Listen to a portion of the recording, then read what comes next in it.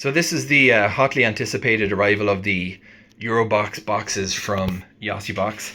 And I thought I'd make a quick video. I'm going to make a proper one for my YouTube channel when we finish this move and get to the other side. But I thought I would post one now quickly just to show exactly what the system is and how it works. I wish I knew about this like 10 years ago.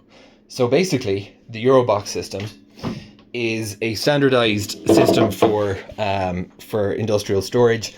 But I'm using them at home, and that might sound like a bit of a crazy proposition, but I'm going to explain why we're doing this and why I did this.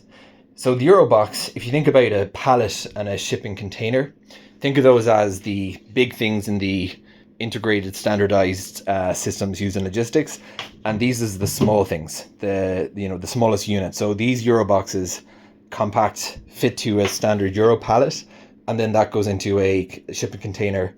And then you can move that anywhere around the world, basically. So this is kind of the base unit, if you will, for warehousing. And this is, I would call it the home monstrosity, but it's not as much as it looks, believe it or not. Some of this is smart home gear, Zigbee stuff, lighting equipment for video.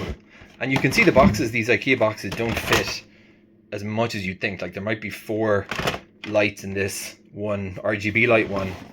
You get my point. So suddenly when you're using consumer storage like from IKEA, there's a few problems. Number one, if you look at the condition of this box, I think it's 3 or 4 kgs, and you can see the plastic is essentially already kind of falling apart at the seams. One below it that's like 7 kgs for rigging gear is just finished. So they're not very strong, basically. But the bigger problem is when we got this in IKEA. This is called the Ivar. This was 2 moves ago. We picked up like 10 of these boxes. I figured 10 would be more than enough. And suddenly, you find other uses for them. You start, you put some bathroom stuff in it. And throughout the course of these successive moves, set up a little inventory system as well. IKEA retired this, became unavailable. So then you've got this box, the Samla, and then the smaller Samla. And suddenly you've got this storage system that is all these different type of boxes and heights. And you get these, see, look at this like awkward overhang because the dimensions don't match.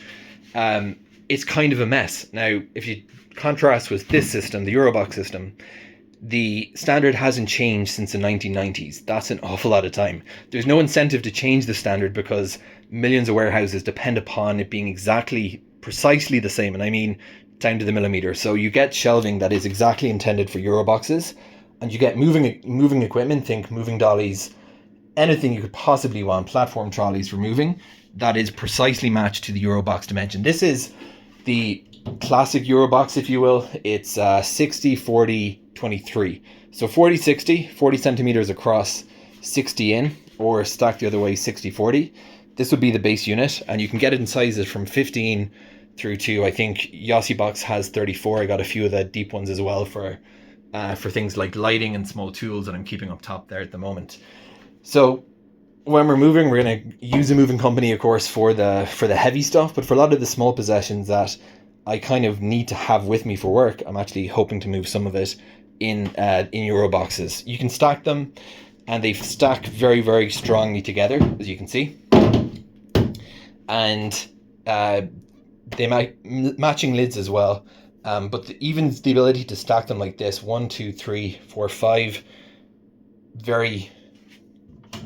more than good enough with a few ratchet straps, to just use it for moving or temporarily use it for storage if you're just in the process of buying it. And then when you need to buy the shelving for this, again, because it's a standard, you will find tons and tons of industrial shelving, including a lot of it available secondhand, as are these. These are first-hand, but you can get secondhand Euroboxes as well.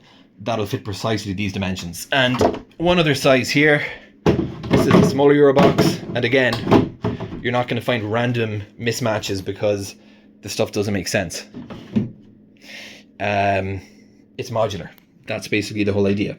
So this is the Euroboxes. I had a bit of fun today with a utility knife, opening up an entire pallet of these. Fun industrial day, but this is the industrial standard. And if, like me, you just kind of feel like you've outgrown, there has to be a better way than this. Buying random boxes from IKEA that change in price, change in dimensions every couple of years.